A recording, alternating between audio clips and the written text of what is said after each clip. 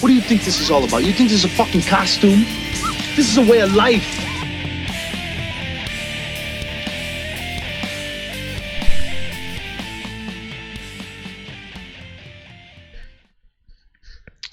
Whew.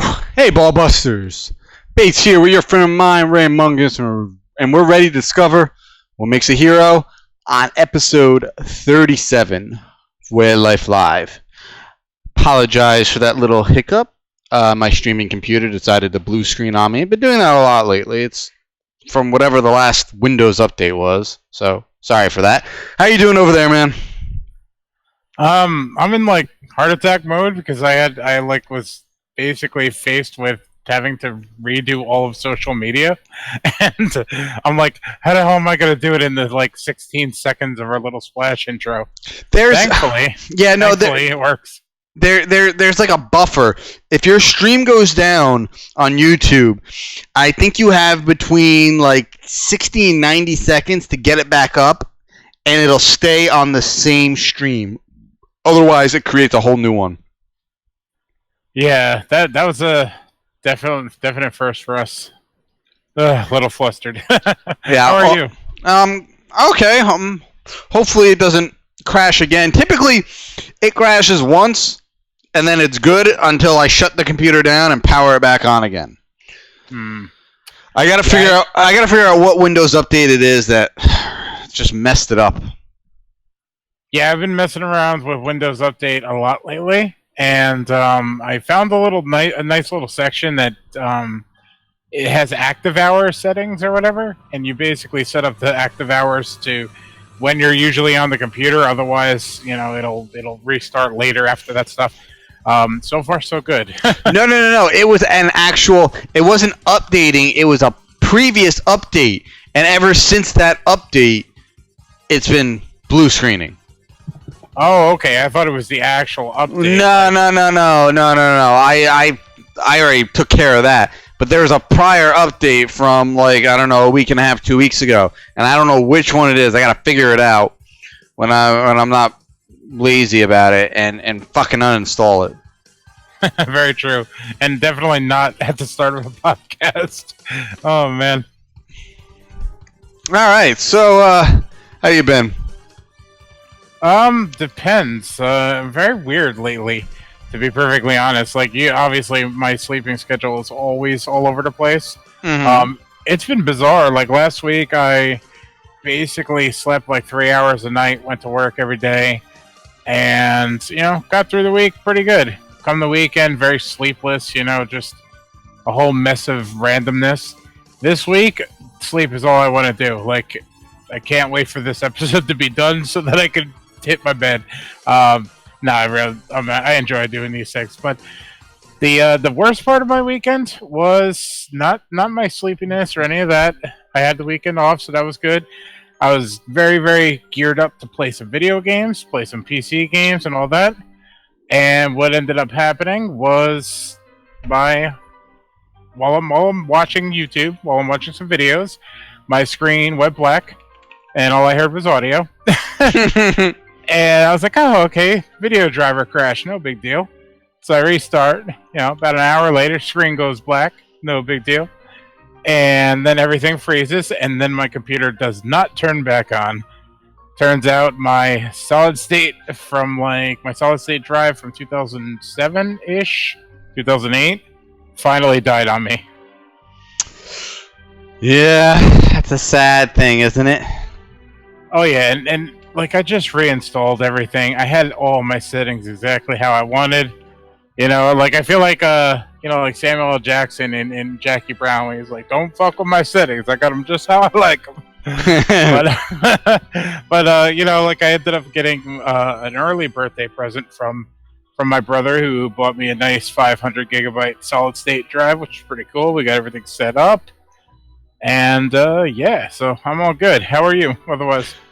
Oh, God, just been freaking busy dealing with crap at home. Not like crap, but like just normal married life crap. Life, exactly. I was just thinking about that earlier. I was like, we were supposed to talk a bunch over the weekend and shit, and like, I think we we passed each other in chat once or twice this week, but we haven't really talked since last week. No, we haven't. Well, you know what it is? Basically, on Sunday, it's just like, fuck the world. I have a case of beer, and I got football on like 6 TVs in my basement. It's like, there's no getting through to me on a Sunday. It's just not happening. And yeah, I've been very distant on Sunday, like this week. I didn't watch anything. And now, this Sunday, we're having like a big family dinner, a big like pre-Thanksgiving dinner, and we're pretty much just like doing what I just said, like a pre-Thanksgiving, or I'm roasting a turkey and all the fixins and everything. So that's really weird. For like, since Easter, we didn't really do anything for Easter. We never really celebrate the holiday or anything too much, but we had a turkey in our freezer, and like I'm trying to put groceries away today, and I was like, you know what, we need to cook this damn thing. I just put it down, so we're gonna be doing something similar in a time near soon. Very cool. Yeah, so I'm looking forward to that on Sunday. Gonna have a big household of people, and as I said, dude, I have a fucking 55-inch TV. I don't even know where to put it. It's just sitting in my basement right now. I have too many TVs in my basement. I don't know where else to put this thing. Wow. I mean, I've got a pretty open wall over here if you'd like. I'm just saying. I'll hang it right over the card table you gave me. Yeah, I don't know what to do with it. I gotta figure it out. But yeah, I've been looking up some football games. Probably going to a football game in like 2 weeks, and then taking my mom to one at the end of October. Then I've been any day where it's not frickin' raining. I've been coming home. I've been working on my new car. So I've been keeping myself really fucking busy. That's good. That's good. You know, things are going to get interesting come October. We're going to have a lot of cool things planned over on our channels and websites and all that good stuff. So, you know, may as well keep yourself busy now, because we're going to be plenty busy next month too. I know. I feel like that's why I'm trying to get as much done on my car now, because I feel like I'm not going to have time in October. I mean, I still need to finish MBH5. I have the base editing down. It's just a matter of throwing all the bumpers in and doing the post editing, really. Mm-hmm. Yeah, exactly. I just reached out to LR today to try to start working out another recording date, so that's in the motion. He looked at it at 7 o'clock this morning, but hasn't responded. So, you know how he goes. Yeah, his data. Oh God. Ugh. Started. Yeah, I don't even know when we're gonna be able to squeeze one in. I don't know. I'm like a weekend, like straight up where we just lock ourselves in your house and record the next 2 years worth. Yeah, well, you know what? I after my project is done in the middle of October, I actually plan on taking some time off. That's cool.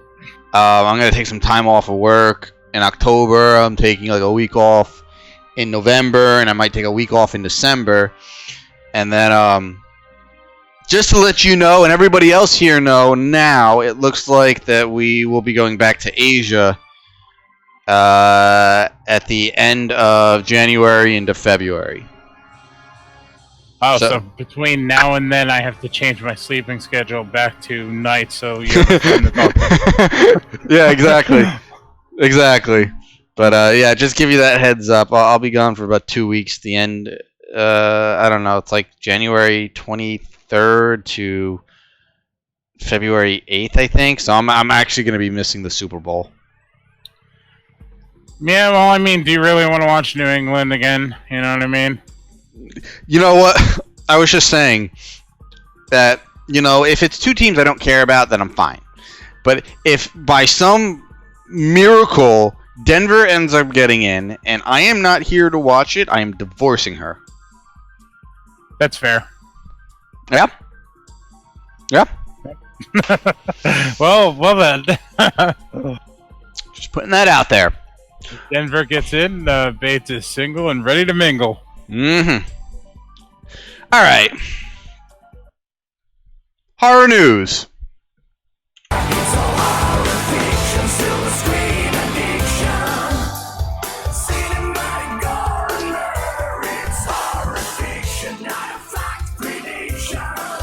All right, so this past weekend, we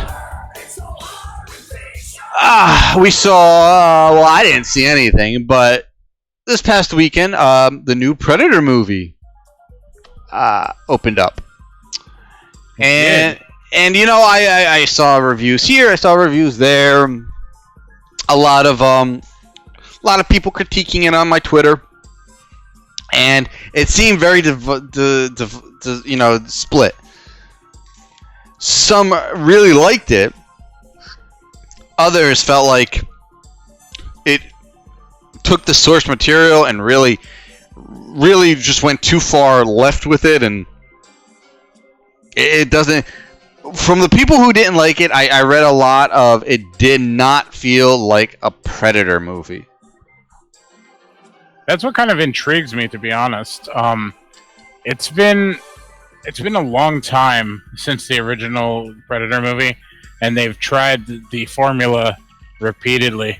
And you get to that point where you're like, okay, well, this is what we need to do. We need to try that formula and flip it on its head and see if this works. And apparently it didn't. You know, you weren't the only person that didn't see it. Well, you know, ever since the trailers dropped for it, and I'm watching the trailers, I'm just like, it's not drawing me in. I'm not seeing anything gripping about this. It's just, I don't know. They just try to go bigger and badder, and I'm sick of movies doing that. You know, that's just my preference, my opinion. I don't like. Obviously, you know, I get it. You know, sequels and all this stuff. They want to try to, you know, one up the last one. You know, look at the Fast and the Furious movies. You know. Mm-hmm. They fucking each time they do something more ridiculous. It's like, I'm gonna fight a submarine in my car. It's like, wait, what? I'm gonna outrun a torpedo. Wait, what's going on? What happened to this franchise? It used to be about illegal street racing, and now they're fighting torpedoes and submarine and with the Arctic. What happened? So it's like when movies start fucking getting too big, just because they want to one-up their previous, you know, entries, it's just like, no, this is not what I signed up for. This is not what I paid for. Fucking, I get it, you want to one-up the last movie, but do it, like, really subtle. I don't know, fucking, look at the Friday the 13th movies. They waited until, I don't know, I guess technically part 9 before they really started jumping the fucking shark. But I love Part 9, so well, let's just say Part 10. All right, that's when they really went fucking overboard. It was Jason X. You know, so it's like, you know, how do we make the Predator cooler, or bigger, or badder? And they're just like, all right, let's just make the Predator bigger. How about that? Okay, you know, a big, I don't know, what is he, 10, 12 foot in this fucking movie?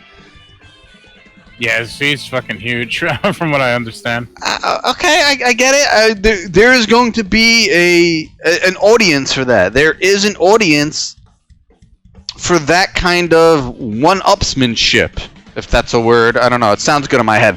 But it's just too much. Because now think about it. How the fuck are you going to one-up that next time? You're going to have a Godzilla-sized fucking Predator? We're going to have a Kaiju Predator? Like these writers don't think ahead. They're only thinking in the now and not potential for obviously trying to turn these into a, you know, trying to really reboot this franchise. They don't think about the future. They just think about, okay, this is going to be good on the screens now. Fuck the future. I don't know. That's just me. What's your opinion on this? I think that the biggest problem, there's two problems in this situation. One, they've long written themselves into a corner in this franchise, and the only way to move forward at this point is to legitimately move forward and leave the past in the past, or flip it on its head, like I said earlier. And then you're flipping the coin. It's a crapshoot. It could go one way or it could go another. I think what would have been a good turning point in this series would be like the Alien versus Predator. You know, like when they put that out there, That was what this series needed. It needed both of these monsters viciously fighting each other, and even then they decided to do the PG-13 route and throw blood at the wall and all that nonsense. So that was a misstep in its path. But at this point, however many years after Alien versus Predator, they're still trying to bark up the same tree, and it's just not working. So I don't think bigger is better. I think different is better. But how many ideas could you really put into the series at this point? I guess, but I mean, it's like they're not even trying to think out of the box anymore. It's just like bigger Predator. All right, let's do that. Yeah, I hate to be like talking about it, having not seen it yet. I'm planning to see it. The trailers kind of were intriguing to me. I like a lot of the aspects to it. I like the fact that it's taking place on Halloween. Some of the story elements sound really interesting to me. But one thing that's kind of like disappointing, I'm reading that the trailers didn't really represent what the film's all about. And a lot of the times marketing works against a film like that. Like, take Suicide Squad, for example. That was an impressive friggin' trailer. And then everybody's reaction to the trailer got to the point where everybody expected that type of movie, which forced Warner Brothers to go back and re-edit the movie with like song drop after song drop in a very Guardians of the Galaxy-esque way. And then everybody's like, wow, this movie actually sucks. Like you could tell it's just a hack job, patchwork sort of like presentation. And in the case of the Predator, I'm hearing that it's not represented well in the trailers and everything, and it's that weird vibe that you might expect one thing and go in and get another. And I can understand disappointment there, whether they were excited based off the trailer or wanted something different than they were given in general. So, like I said, I'm planning on checking the movie out because I like Predator movies; they're fun. One issue that I have overall with the Predator is the fact that I think they really need to scale back these budgets that they're giving the Predator because the audience just isn't there for it anymore. So maybe scaling down the budget, having a more humble sort of film at this point would be the better option. Will we see Predator again anytime soon? I don't know. Like a pending some sort of Chinese miracle. Like it opens overseas over there and just happens to blow up. Maybe then, but who knows? Yeah, because at this point right now, with its box office, it did not do so well, and it does not look like it is going to make back its money. So right now, yeah, it's sitting at almost 65 million worldwide, with an estimated production budget of 88 million. I'm hearing the sweet spot to break even is about 120. I heard 155. So well, then they must have spent a pretty penny on marketing then, if it's 155. Yeah, so like that's just to break even. Like profits in itself. Like when you start talking like everything that goes into these things, profit's the most important thing, and they're going to look at numbers, and that's where the decision's going to come. But I can pretty much bet this Predator is going to go the way of Alien at this point. Yeah, I just, it's not lucrative right now. They're going to have to just go back to the drawing board, let it sit for a couple of years, and try it again. And just, like you said, just be modest. There's no reason to go so fucking over the top with these movies. The name will sell the movie for you. Keep it simple. Yeah, at least once once you have a sort of a humble offering, the box office numbers don't look as bad. You know what I mean? Like, for example, Kevin Smith type numbers. He always pulls in like a 30 million budget on certain films. Not a 30 million budget, a 30 million box office. You make a movie for 5 million, and you're good to go with that sort of comeback.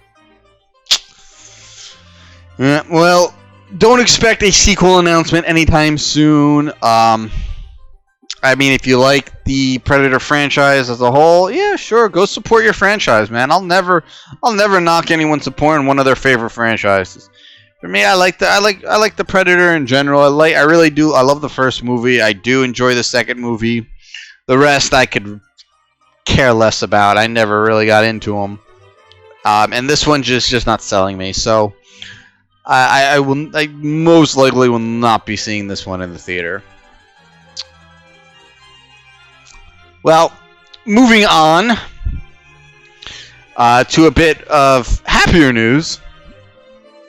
Everyone's favorite deranged hatchet to the face swamp slasher Victor Crowley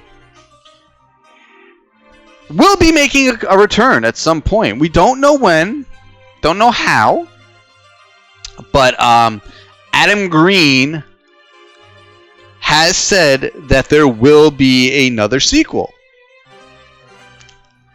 Yeah, that's surprising because like by the time Part 3 was done, you know, like he was pretty much finished with the series. He had told the story he was telling, or he set out to tell, and got to the point where he's like, all right, I need to move on and start producing other things. Flash forward to Victor Crowley's surprise release, where they basically filmed the movie in secret and surprised a 10th anniversary screening with a sequel, which is, you know, still one of the coolest things to me. That film opened up a whole possibility of worlds of like different, you know, like continuations of that story, and like we weren't in a position where we would expect the story to continue after that. It could have, should have, probably wasn't going to at that point. It was nice to get another one, but I really didn't personally expect it to expand beyond that. In this interview that we're speaking of, where he confirms that Victor Crowley is making a return, he basically said that, you know, like the sequels worked out very well because he kind of planned and plotted everything out from 1 to 3 at the very start. And turns out he did the exact same thing when he started to write Victor Crowley. So apparently he's got a bunch of stories and a whole map set up for the next continuation of the stories, or the series rather. And whether or not he's going to be back to direct them or any other details, that's kind of like we're still trying to figure out. But the fact that he's like willing to go forward and continue the series is awesome to me. And I'm hoping he takes it out of the swamp soon. I don't know if I would 100% agree with taking it out of the swamp. We all remember what happened when we took Jason out of the camp. That's what I'm hoping for. So we don't want Victor Crowley on a boat or Victor Crowley in Canada. We don't need that. But make him appear in Massachusetts, visit Holliston. Victor Crowley takes North Dakota. I can dig that. So what I like about this announcement is the fact that right now we don't have a horror franchise that is churning out sequels, you know, every 2 or 3 years anymore. You know, the last one we had, the last 2, honestly, you could say that we had, were like the Saw franchise and the Paranormal Activity franchise, even though I consider that shit. But, you know, there are people, again, there's an audience for it. They like it. I don't, but they do. So, seeing a major slasher villain like Victor Crowley getting yet another sequel in this day and age it's great. It's really refreshing because, you know, we're not getting a Nightmare movie. We're not getting a Friday movie. You know, we were getting our Halloween movie, but that's sort of, you know, it's taking one step forward, but it also kind of took like 12 steps back because it's only a direct sequel to the very first movie. So, but it's still Michael back on the screen, and that's good. That's all we want. The last 2 Texas movies were fucking awful. So we really need like that. I guess I'm gonna call him like an anchor slasher. We haven't had one for a decade. You know, if you want to count the last Saw movie, Jigsaw, but come on, let's be honest. I mean, Jigsaw died in the 3rd movie, and they were just So we never really had an after that. So having like a new slasher movie kind of taking the place of Friday, Halloween, and Nightmare is really nice in 2018. It's something you really didn't expect to happen with how kind of shunned horror has been the last 15 years. Yeah, but I think it goes in cycles, you know what I mean? Like, you get to that point where you have a bunch of movie monsters on the screen and they're basically wreaking havoc and taking anybody that steps up to challenge them, to the end, basically. And then you got that slow, downfall once the movies start decreasing in quality. So I think we're at that point where we're about ready to see movie monsters kick in the door again. And, it's nice to see Victor Crowley still living on, even though he's kind of like the low-budget horror monster.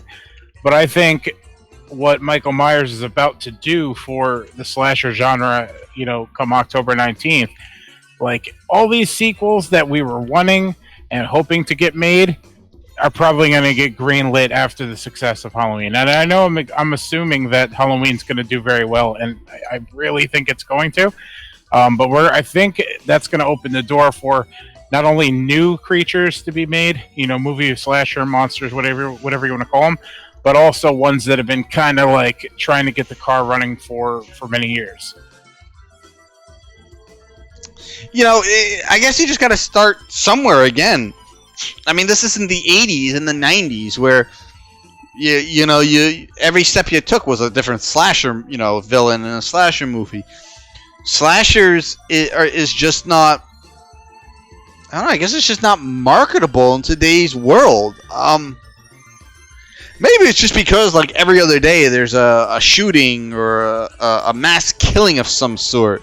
So marketing a movie based around some type of killer, I guess it just doesn't really grab most studios like it did back in the 80s, Plus, I think studios aren't taking as much chances anymore. Like back in the 80s, they were all stoned off their gourd and just like, yeah, man, I will totally make a movie about some slave, with a hook in his hand and he lives in a mirror and whatever. That sounds fucking great. Killer Doll, sign me up for 4 of them. There's too many, like, bean counters in charge of the gates these days. And, I don't think Halloween would have been successful, like, getting off the ground in this sort of capacity had it not been for, the continued support for the franchise, the monster. And, they make decent money, especially if they're a good quality film. So, it's less people taking risks, in my opinion. Yeah, and I don't think that's gonna get any better anytime soon. It's I could honestly stay on this subject for fucking all night, and maybe I would, but we got other things to cover here. But studios just don't want to take risks anymore because there's just not a lot of money in risks unless you're Disney and a Marvel, it just doesn't happen. Yeah, it's unfortunate too because one small little comment that I made recently, I don't remember who I said it to, but I honestly don't think like Spielberg could get started these days. And like look at the films that he's created. Like on paper, they're fucking crazy. When you think of like a modern day studio executive taking a look over and saying, you want how much to make this? No, this is going straight to VOD. You know what I mean? Like it's crazy to think of all the potential Spielbergs out there who are they're just not getting their chance because of lack of risk takers. Yep. And as I said, it's the way it's going to stay for the foreseeable future until there's another like Hollywood movie industry crash, but I don't think that's ever going to happen again. So moving on, Studio Canal has restored 4 John Carpenter classics in 4K for both theatrical and home releases. I think this is pretty cool, but I'm also a big fan, especially for these type of movies. I'm a bigger fan of them in their kind of original state.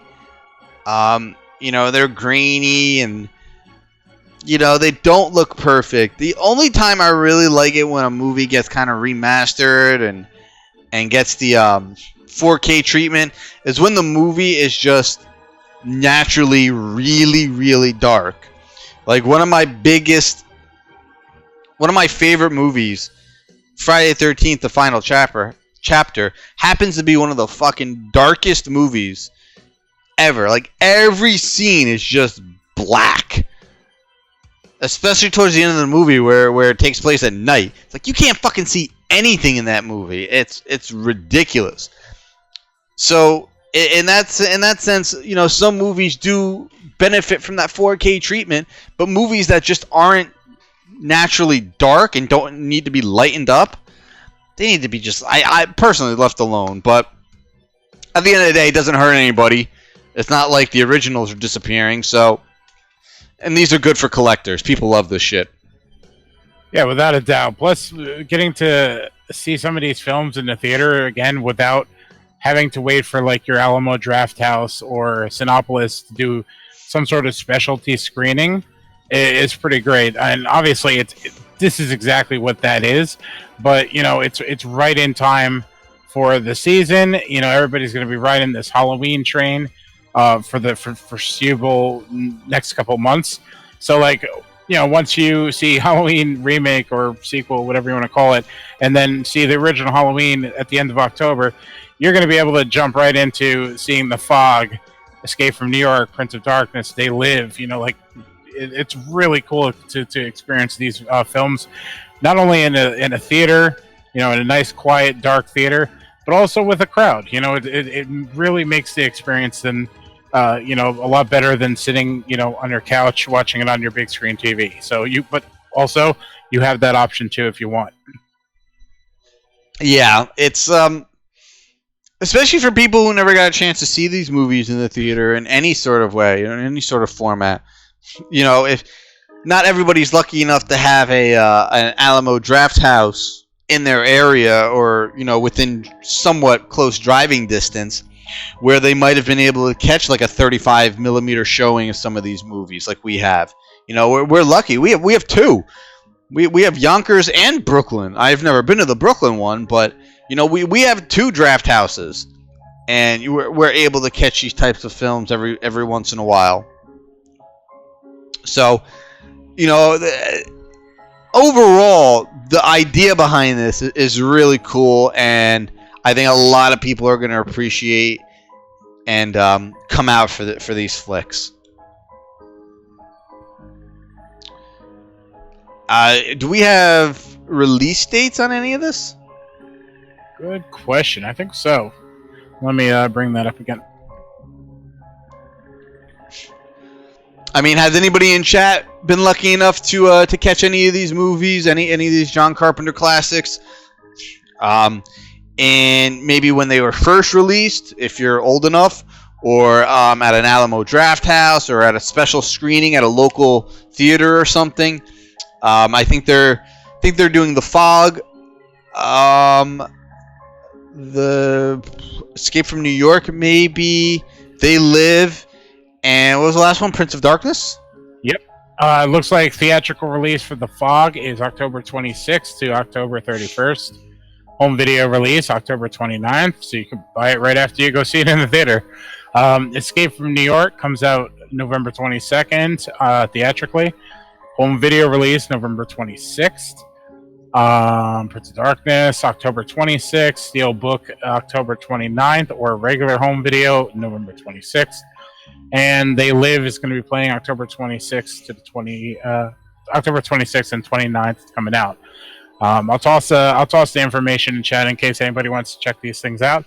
But you can pretty much Google it, John Carpenter 4K, and you'll find all the information you possibly need. And does it has a list of theaters that are going to be showing these?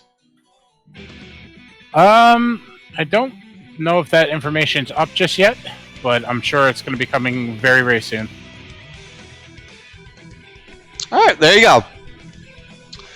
Moving on to the last bit of horror news we have this week.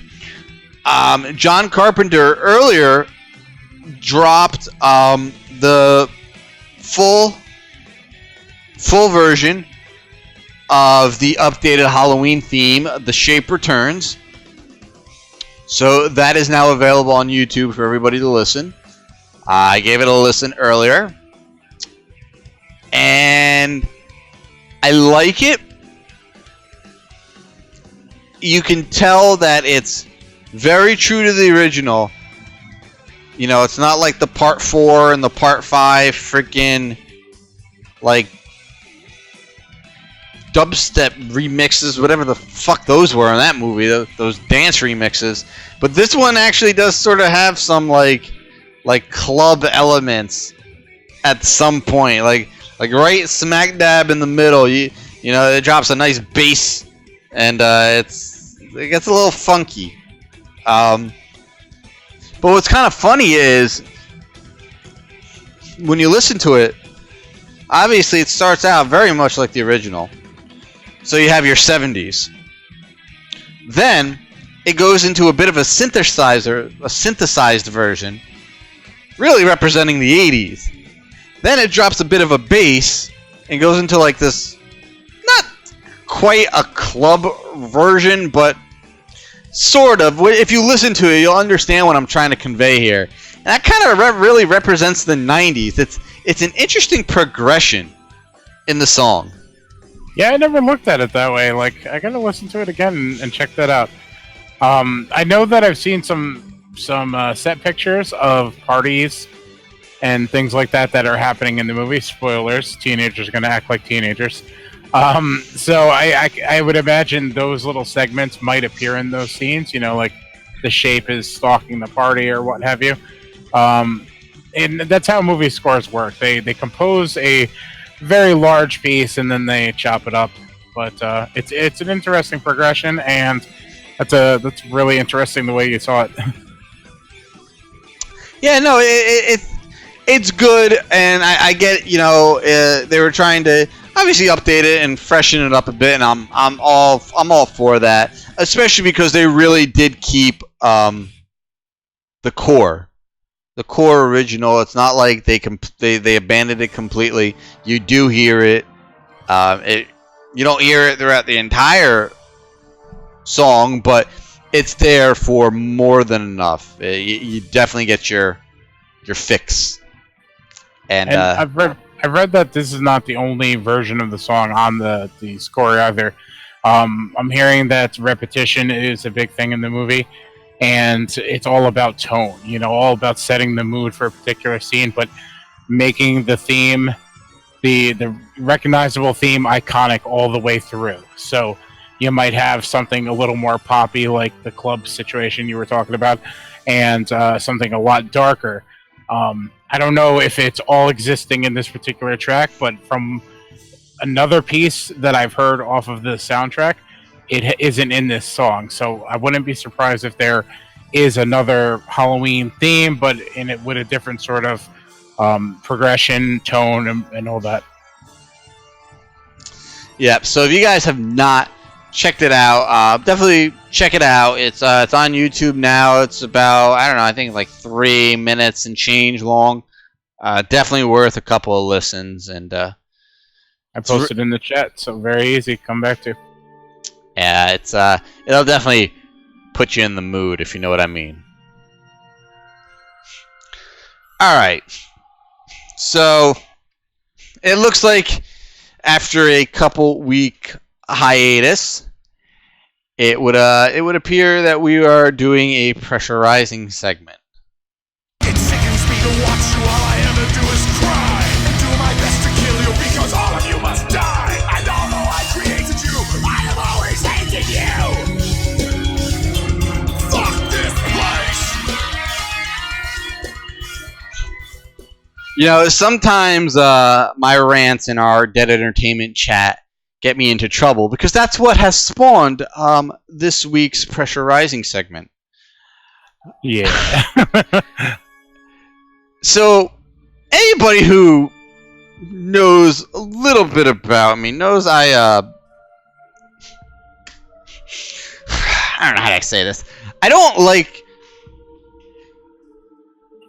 I can't get on board with, like, silly things, alright? Primarily...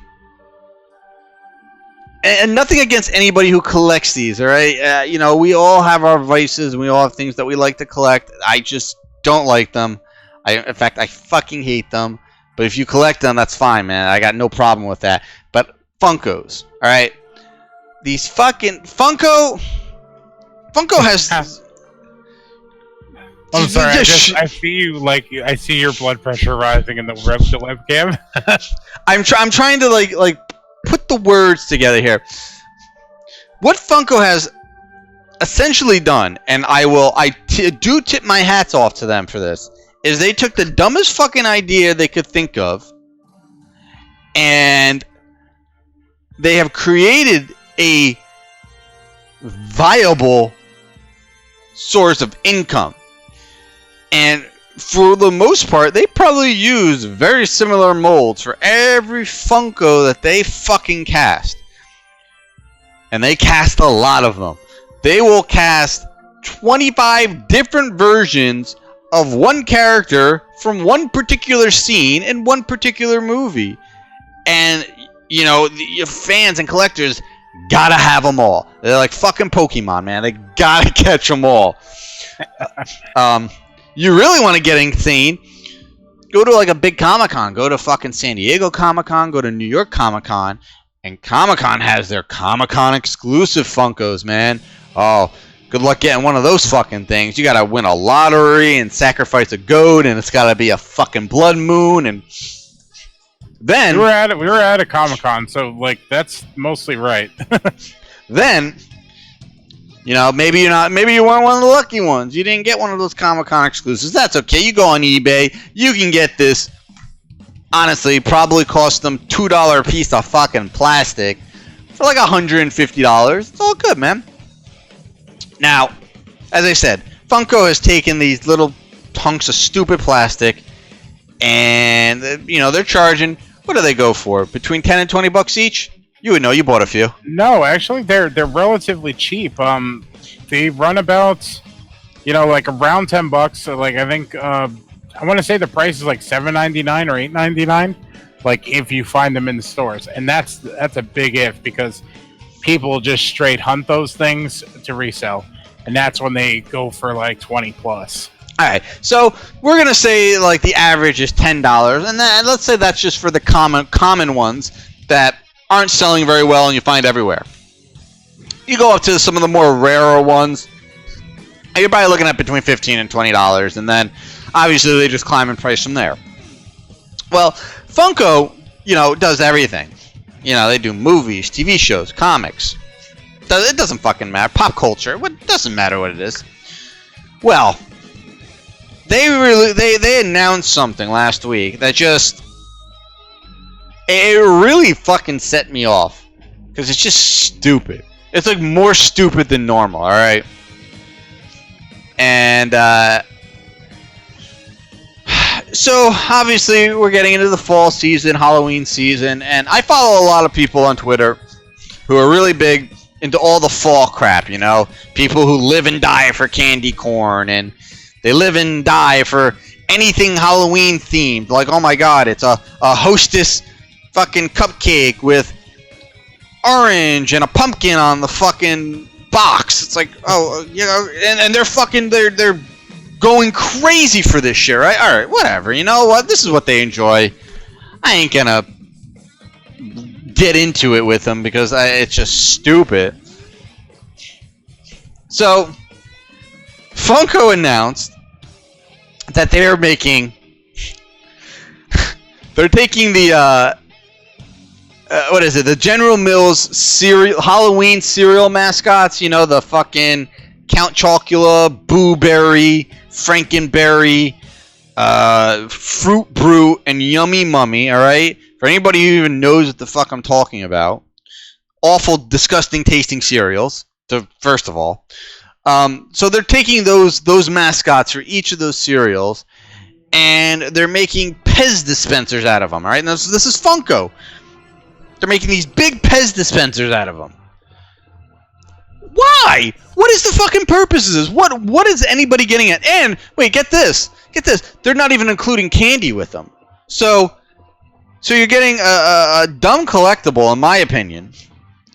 And you're not even getting that nasty tasting chalky candy. Like, I love that. That's always one of the highlights of your argument. You build up the point that you're not getting candy, and you're not even a candy guy. That's the worst part. Listen, if I'm buying a fucking Pez dispenser, you better include one of those like cartons of Pez. All right, I don't enjoy Pez, but I mean, I was a kid. It was fun loading them back up. You know, trying not to break the little spring in the fucking cartridge, and you know, you flick it back, and you know, basically your little Pez dispenser pukes out a piece of candy. That's great. I love that. You know, when I was 6, I'm 31 now, and I'm seeing people on my Twitter timeline that are just like, oh my god, we have to have all of these.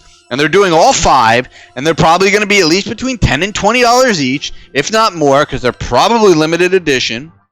And people are going to drop $100+ on a fucking Yummy Mummy Pez dispenser. Really? Like, is that what we have come to now, that we don't have enough awesome shit to buy? Like, Sideshow Collectibles and Hot Toys aren't putting off enough amazingly detailed fucking figures and artwork. I got a fucking wall of it back here, right? You know, they're not putting out enough great stuff that people gotta lose their shit over a Fruit Brute fucking Pez dispenser in 2018? Really? Like, does anybody even know anybody who fucking eats Fruit Brute? Does anybody even know anybody who ever ate Fruit Brute and liked it? Like, these cereals were terrible to begin with. But people are losing their mind over it, and I just don't get it. It's fucking stupid, but you know what? It ain't my money, and it's not my area of collectibles. So, you know what? It makes you happy. Go for it. But I'm gonna warn you, don't tell me you bought it, because I'm gonna rip on you then. All I'm gonna say, you want to buy your other Funko crap? That's fine. I don't care.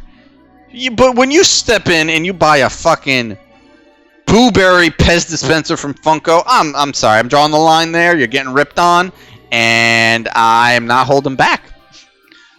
But I want to say that, like, friggin', it's not like it's anything new, because Pez has been putting out pop culture Pez dispensers for so long, and all that's changed here was the Funko people added their little styled creature on the top of it, as opposed to the cheap Pez version. So, I mean, it isn't that horrible. This one really has you triggered. I'm not quite sure why. No candy. Oh, there you go. I thought it was some deep-rooted problem, like it is deep-rooted. It's where fucking... you wanted Yummy Mummy or whatever at the store, and your mom was like, "No, you're gonna have fruit for breakfast." Dude, growing up, I did not eat any of those fucking gimmicky cereals, man.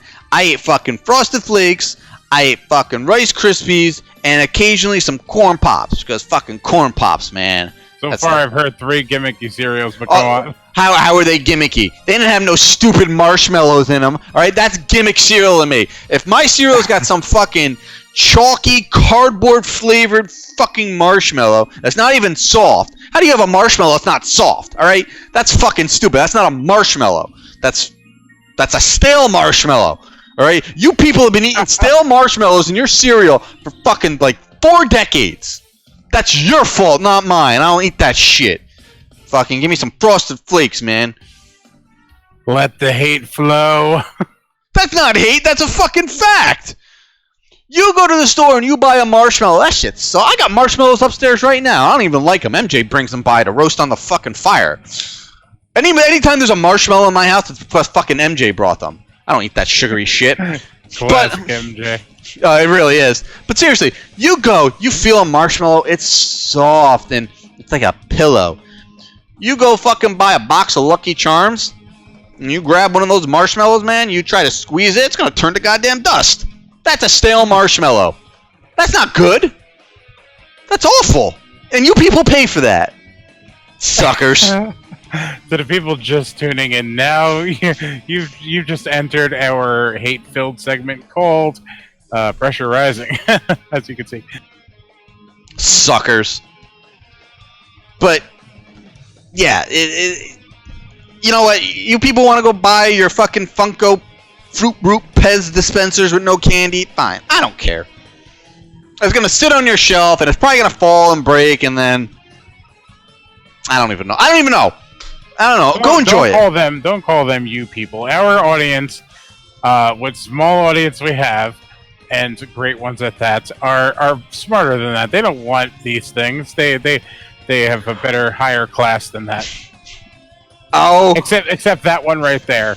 That one loves Funkos. Oh, yeah, bullshit. I know there's one person in here right now that I pissed off and like, I like Fruit Brute. Fucking sob it in the corner. I miss Yummy Mummy, you know, fucking. And this one from Canada probably has never had those cereals. She's probably lucky. She's gonna give it to you in the chat afterwards. I can tell you that. Listen, I'm not hating on marshmallows as a whole. All right, I'm not a fan of marshmallows. They're just too sugary for me. Occasionally, I do like to roast one on the fire. You know, a nice flaming mallow. That's pretty good. I like that occasionally. I'm hating on marshmallows that are fucking stale. Alright, those hard marshmallows you get in cereal. That's what I'm fucking hating on. And people eat that shit. Stop eating stale marshmallows! Yeah, I mean, that's the message we were really trying to get to tonight. Stop eating stale mushrooms. Marshmallows. Yeah, it's just...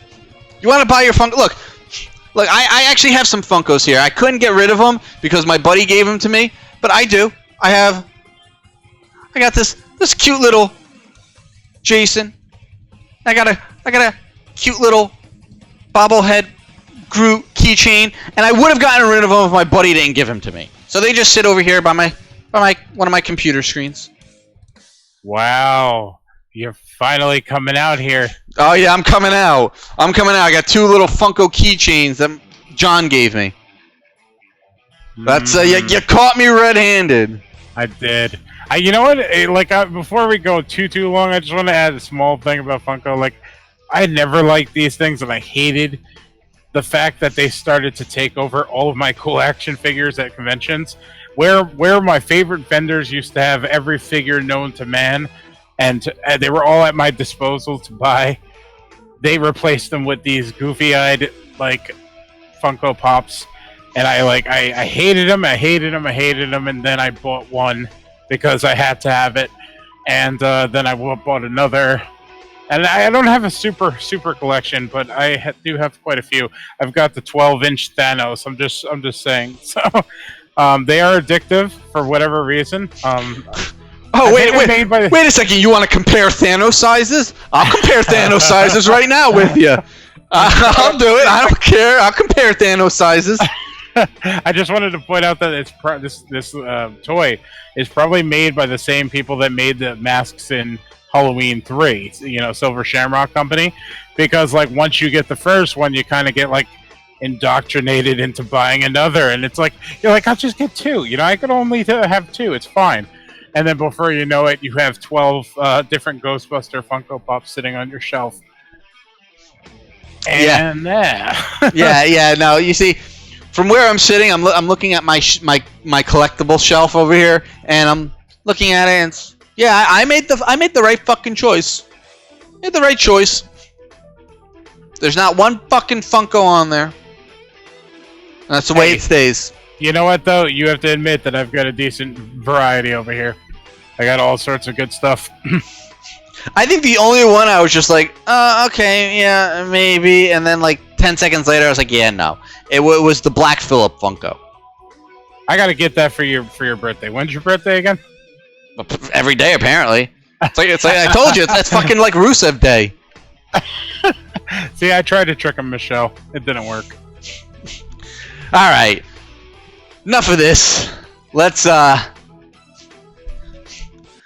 move on. Let's get into the I guess technically more of the comic and geek portion of the show.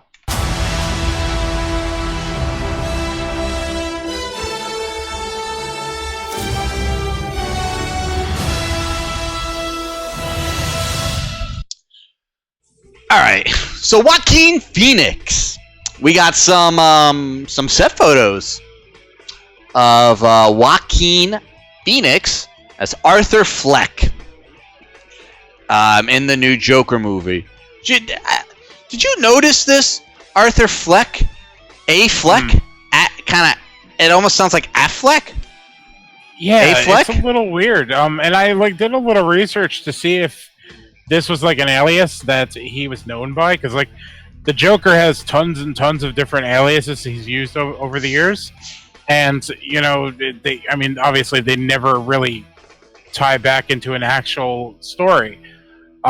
This is probably just another one of those, but I don't think they've ever used this sort of alias in any other form besides this film. And it's weird that with all the Ben Affleck backlash and whether he's going to come back or he's not going to come back, that they go with a name like that. Maybe within the context of the film, it makes a little more sense, but who knows? So in regards to these pictures we got, I don't really have an opinion, mainly because I don't know what the fuck I'm supposed to feel about this movie. Right now, the DCEU is just it's a fucking disaster, and I don't even know where anything fits in anymore. This particular movie is just like a standalone, so you just watch it for what it is. Doesn't connect at all. Alright, then that's fine. But you think most of the Gen Pop is gonna get that? They're gonna understand, they're gonna be like, wait, we already got the weird Jared Leto Joker. Who is this dude and this Joker? Are there two Jokers now? It's just gonna confuse an already confused fucking fan base out there. And yeah, I definitely agree with you on that. and with the state of the DCU as it is right now, it's like they lost Superman, but apparently that just might be some kind of trick. I don't know. Yeah, I've been reading some weird stuff about that. They apparently lost Affleck, and that might be some type of rumor too. Yeah, this little seesaw game that's happening over in Warner Brothers. I don't know if it's a negotiation tactic or if it's just press so rabid for any sort of information that they report just some Joe Schmo off the street saying, "Hey, I heard Affleck's not coming back," and then they make a story out of it. It doesn't make any sense. I wish Warner Brothers would stop playing games and just be like, "Hey, this is what's happening," But I don't think they are, because they don't want it to negatively reflect the upcoming movies. So yeah, it makes my head hurt when I think about this stuff. And again, you guys know I'm not a DC fan at all, but competition is good. All right, good competition is better. Right now, Marvel has no competition, and I want these DC movies to be better because I like comic book movies as they are. They're just in general, I like comic book movies. They're fucking fun, or at least they should be fun. You go to a DC movie, you come out depressed, and you need to go home and take a fucking half a bottle of Zoloft, Fucking. But you want these movies to be fun. You want them to be coherent. You want to fucking enjoy them. You're not getting that right now from DC, and I want better for them. Even as someone who doesn't like DC characters, I want better. Do better. Be more better, DC.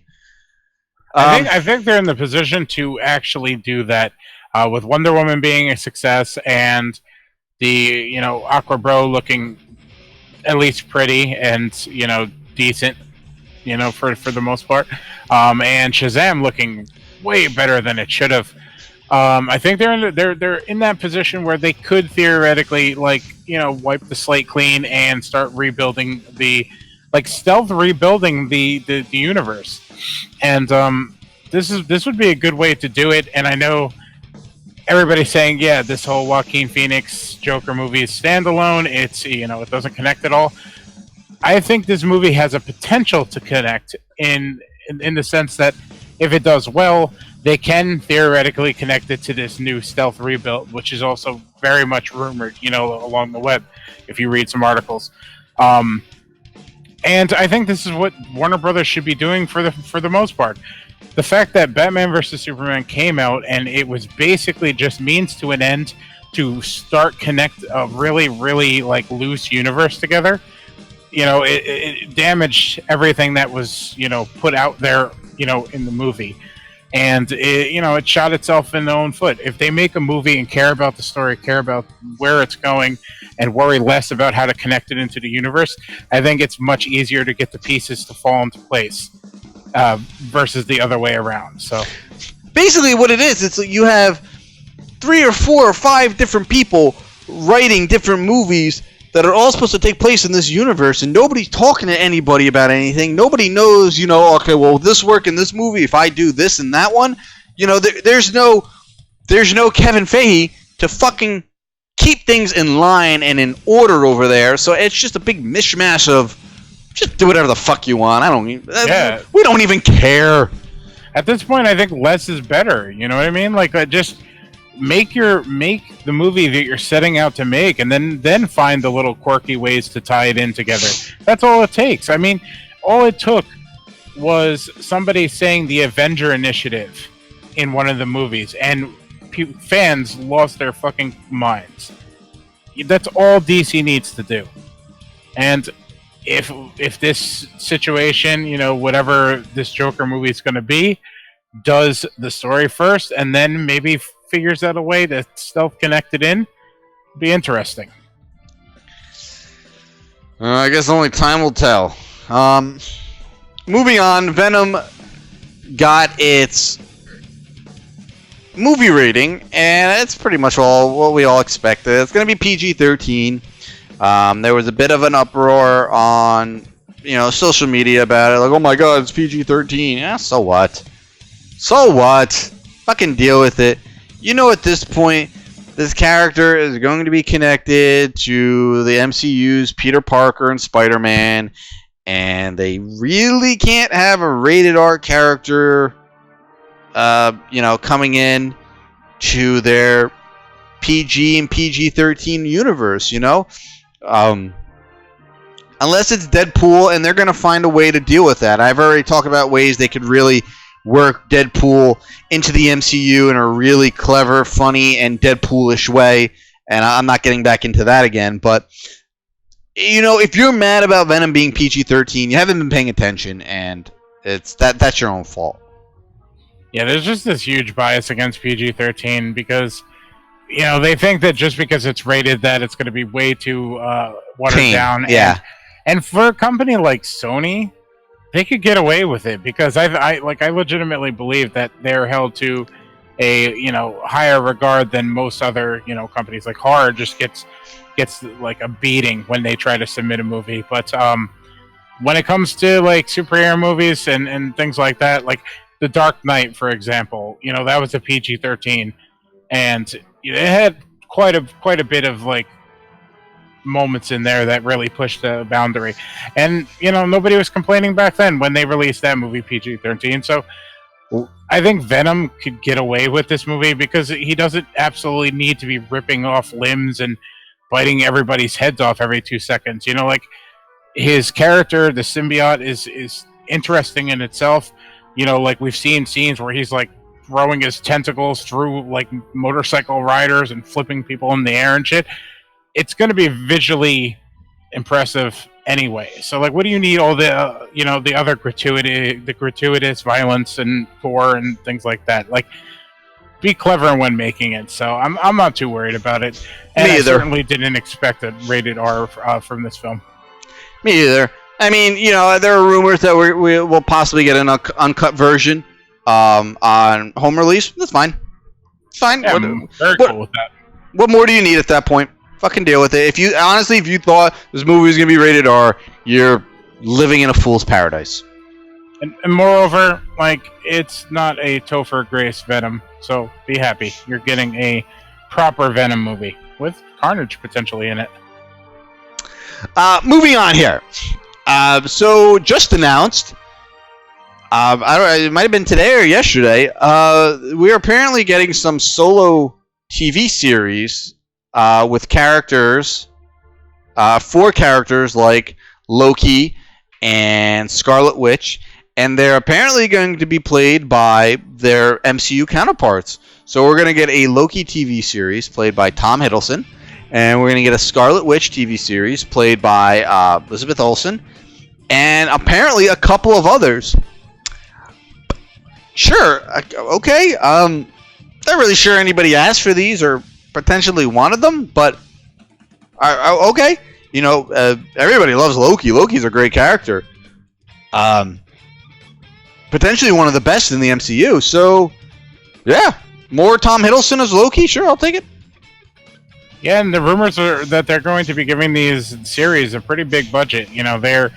They're not messing around when it comes to what they're going to be putting into it, and I wonder if it's a kind of misguided, idea at this point. Like Loki, I think they could get away with it. They could have all sorts of cameos and interesting story arcs, but do we really need a Scarlet Witch, the character to give $100 million budget to for a television series? It's I don't know. It just it's weird to me. It's like a different tier character, especially like with how they set them up in the Avengers movies. Especially Scarlet Witch. Loki, he's already up there in my opinion, but Scarlet Witch seems like a very secondary character to be giving a big budget to. What we need is a TV series based around Daryl. God, you're right. Or I'll just take Korg. Yeah, a Korg TV series would be great too, but a Daryl TV series would be wonderful. But one thing I'm reading is they're gonna try to match the budget of the Star Wars, the Jon Favreau Star Wars television series that they're producing, and that's it's a pretty penny. I would roll out that sort of red carpet for maybe an X-Men TV series. Forget the movies. Stop doing the movies. Give us a television series for X-Men, and give it a real nice budget. But a Scarlet Witch television series, there's obviously some sort of pitch that exists out there where people are like, "Wow, this is gonna blow the roof off. We're throwing money at it." So in Fahey, I trust. I guess. Maybe if they were to bring, Paul Bettany on board and,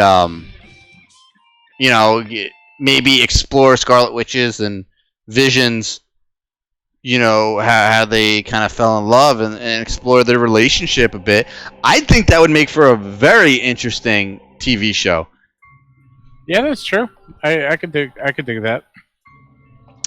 But, they said there's going to be other characters, too, that are going to get their own series. And let's face it, if the budget is big enough and Fahey's overseeing this stuff and they get the right, showrunners, these are going to be good regardless. They may not be great, but they'll be good. But only time will tell. We'll see what happens. They might not even happen.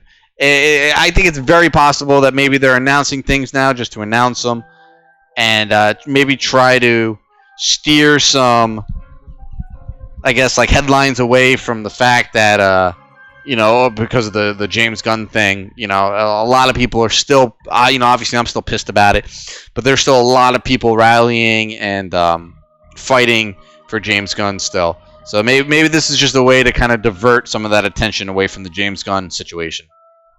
Yeah, that's quite possible. One thing that I was thinking of is, you see a lot of limited engagement series popping up these days where they just get one series, one season's worth, and it's one and done. I think that'd be an interesting approach to do it. Like give them a solid 6 to 10 episodes and tell a story. Like give them the spotlight long enough to build up their character, very very much in a Daredevil, Iron Fist, Luke Cage, Jessica Jones sort of way. Agent Carter. Yeah, exactly. Like give us sort of like a glimpse into them, bolster up their character a bit, and then move on to another sort of character. I don't know if this is their game plan, but I think it'd be a good model to follow. Or another small option that they could do is a different type of character each season. Like the whole Stephen King's Castle Rock situation. It's going to be a different story within that universe that takes place every season. Very much like Channel Zero as well. So it's, they have options, and with the streaming service platform, what better stage? Yep.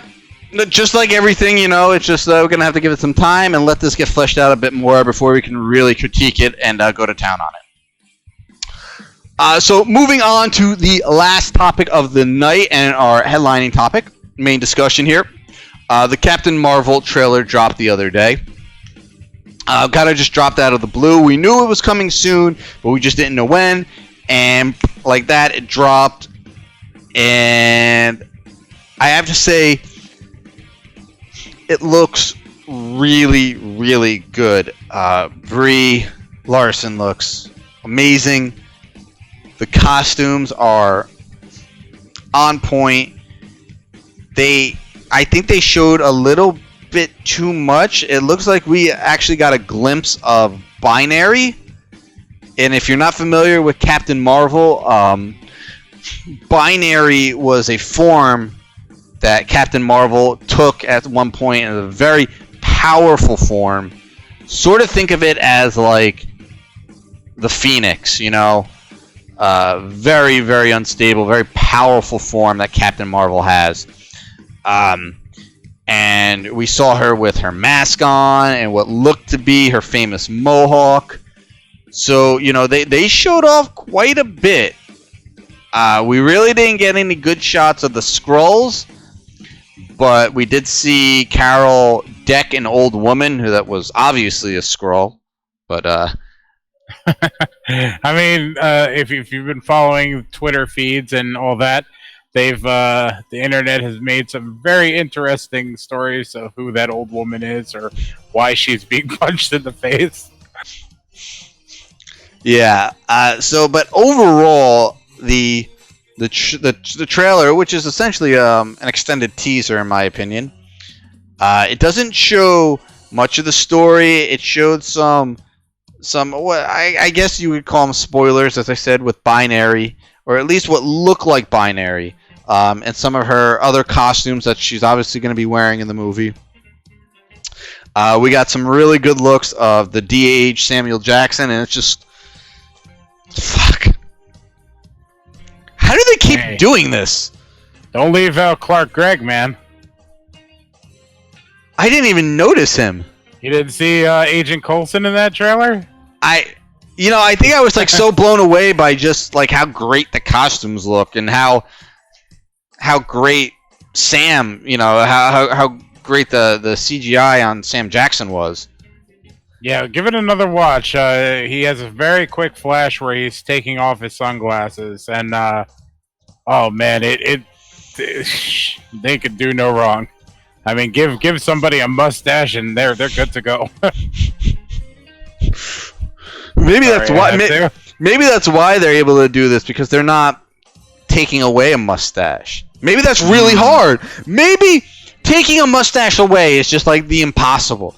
De-aging someone's face completely by 30 years, that might be a cakewalk, but you try to get rid of that mustache, man, I don't know. We're such dicks. One day we're gonna stop beating that joke into the ground, but no, we're not. That day's not today. No, yeah, you're right. No. Yeah, I was very excited about Clark Gregg. I wrote that a couple things that I was just psyched about.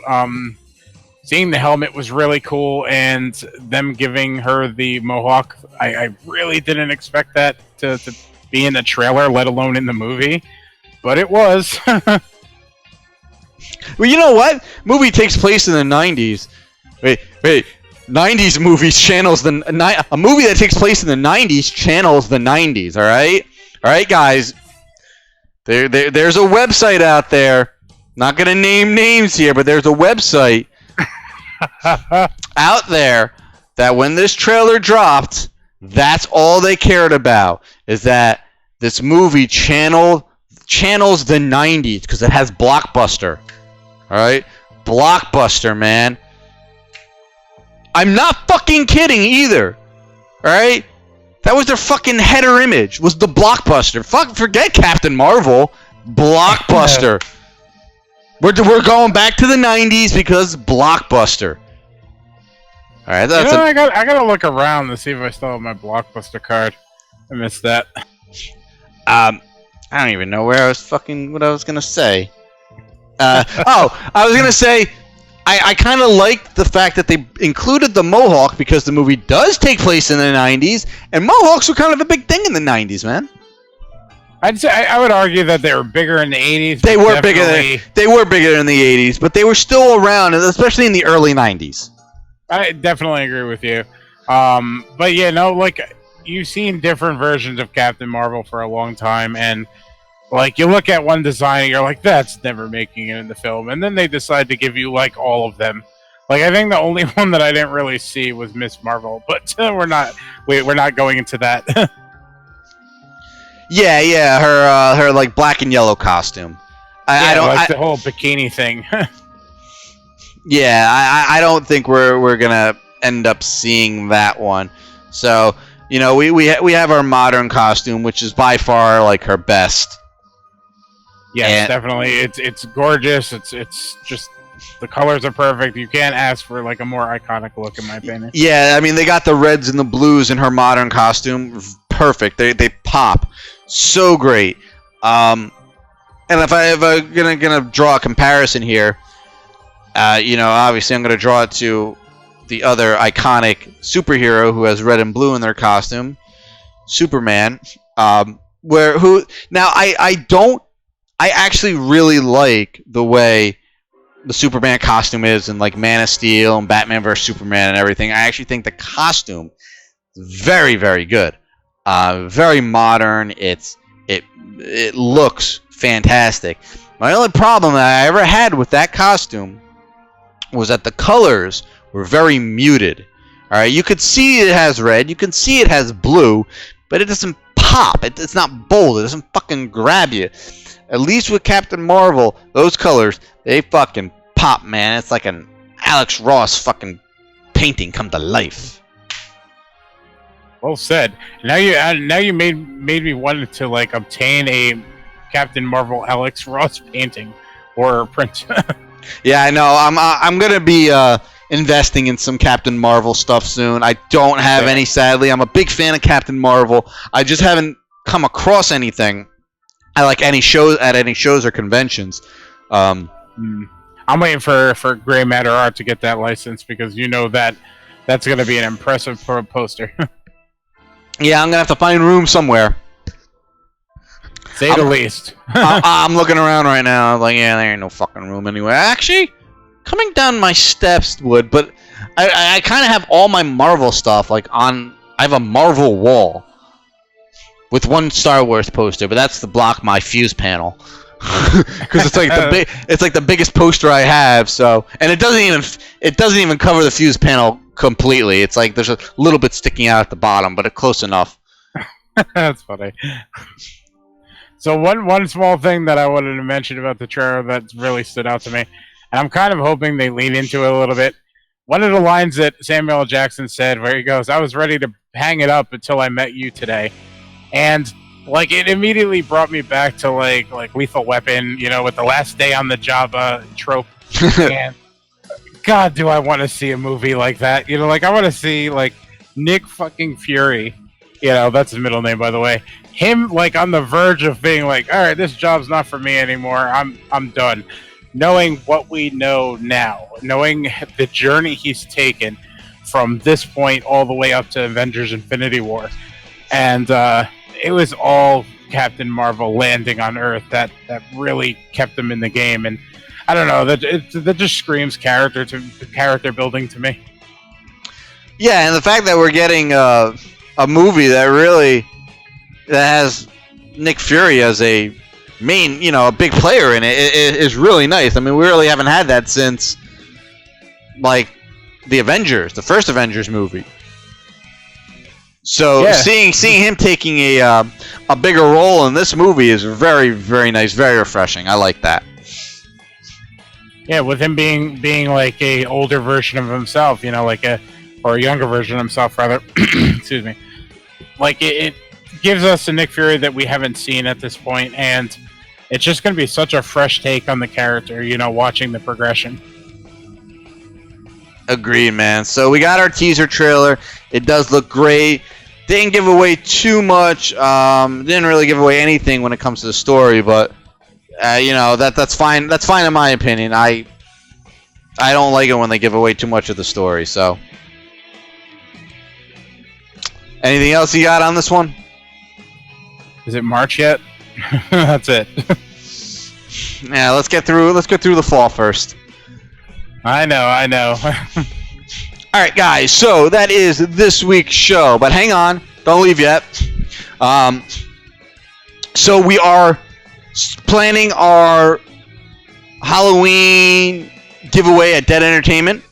I don't know exactly what we're calling it. I'm calling it our Dead Entertainment Boxo Mystery, where it could be anything in the box. And I mean anything. I have some things set aside that I'm throwing in. It seems like almost everybody who contributes to Dead Entertainment is going to be contributing something for this Boxo Mystery as a prize. There's going to be some good stuff in here, guys, and we're going to have more details on this soon. I don't know how soon, but pretty soon.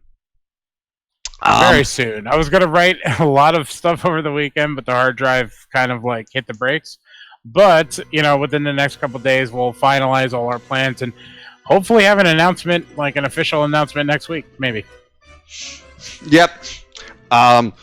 We have our live commentaries coming up again pretty soon. It looks like at this point we're going to be doing probably 2 in October to make up for not doing any in September. Unless we do one in like the last weekend of September. All right, let me know, man. I'll do one right now. We'll just pick a movie real quick. Let's go. Just kidding. I'm tired as fuck. I mean, I guess technically we could do one on the 28th. I think I'm good there. Yeah, I don't think I'm doing anything, so yeah, let's make it happen. So, all right, so tentative, guys. Tentative. Live commentary on the 28th. I don't know what we're going to do. It could be the double feature we talked about, or it could be something else that I've been wanting to do, that we've been wanting to do for a while. Something funky, something fun.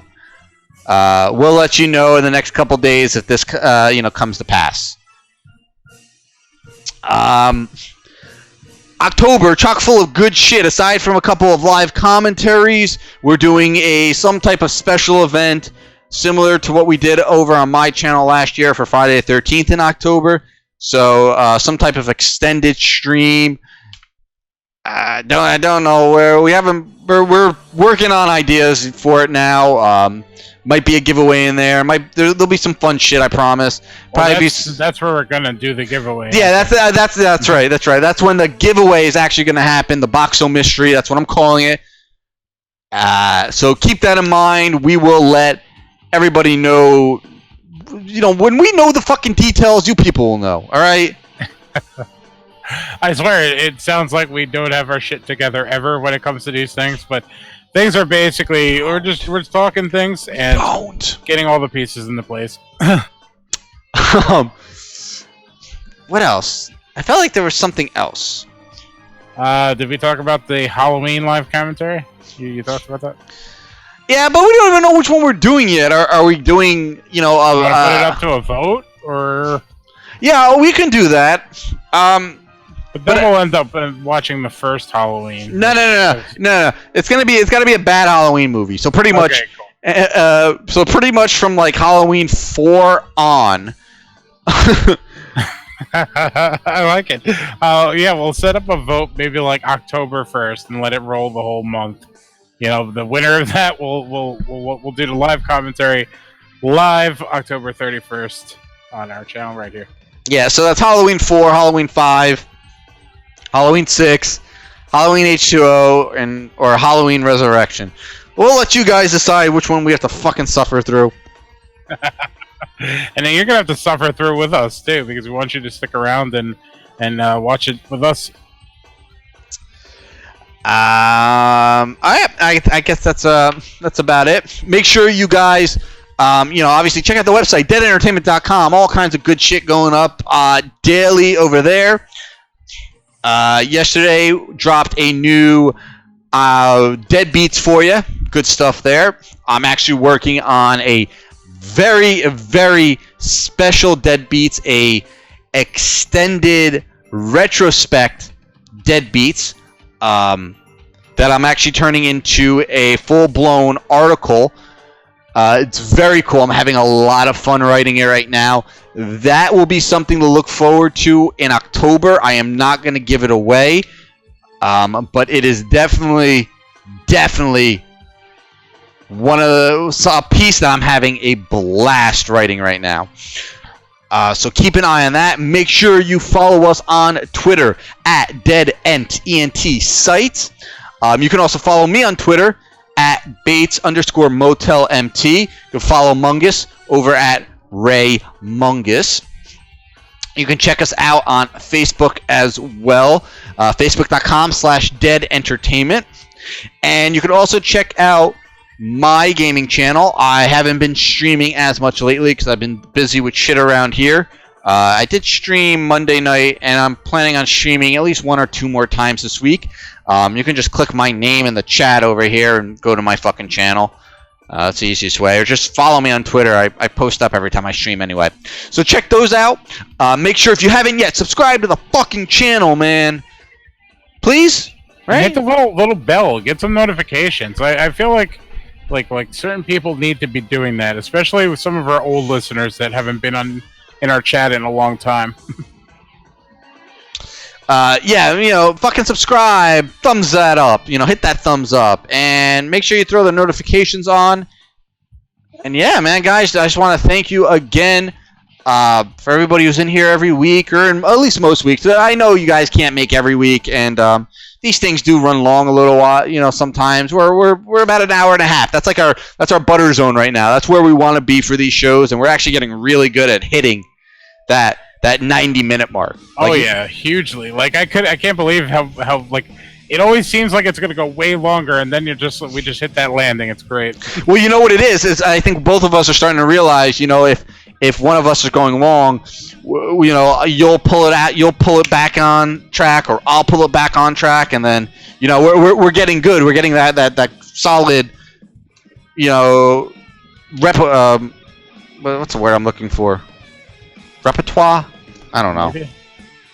Fucking chemistry. Chemistry. Yeah, we got that. Yeah, right.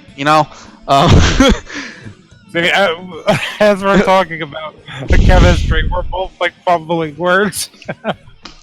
But yeah, so we're right in that spot where we want to be. We know you guys. We know everybody can't make it every week, but when you guys can, we appreciate it immensely. And if it wasn't for a couple of you guys coming in every week and hanging out with us, there'd be no real reason to fucking do this, man. No, that's not true. We would just bullshit to nobody. We don't care. We like doing this. Yeah, exactly. But it's even better having the chat, because we're reading the chat, we're laughing at comments, making inside jokes that only certain people in the chat will get, and it makes the whole experience a lot more fun. And the more people that come into these things, the less we have to rely on a script. We have a script every week. It's just bullet points of what we're going to be talking about. Everything else is pretty much free for all. But we can get off the rails a little bit when the chat's moving a bit. We're reading it the entire time, and it's a lot of fun to kind of go off the rails and just freestyle it.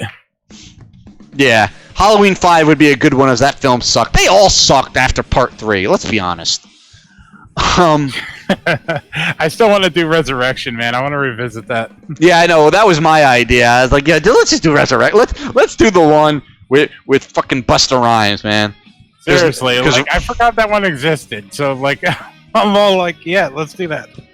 But yeah, man. So thank you guys, who come in every week or most weeks. We appreciate it, and that's why we do these giveaways, man. To really give back to you guys, to thank you guys. So keep an eye out for information on the upcoming giveaway. I promise there's going to be some good stuff in there. There's going to be some stupid stuff in there, and there's going to be some what the fuck stuff in there. But I think that's the point. It's a Halloween trick-or-treat boxo mystery. So you are getting some tricks, and you're going to get some treats. So thank you guys. We will see everybody back here again next week, next Wednesday, 8 p.m.-ish Eastern Time. Ish. Until then, make sure you guys check out deadentertainment.com every day for your latest horror news, article pieces, all that kind of good stuff. And yeah. So one more time, thank you, everybody. And remember, What do you think this is all about? You think this is a fucking costume? This is a way of life.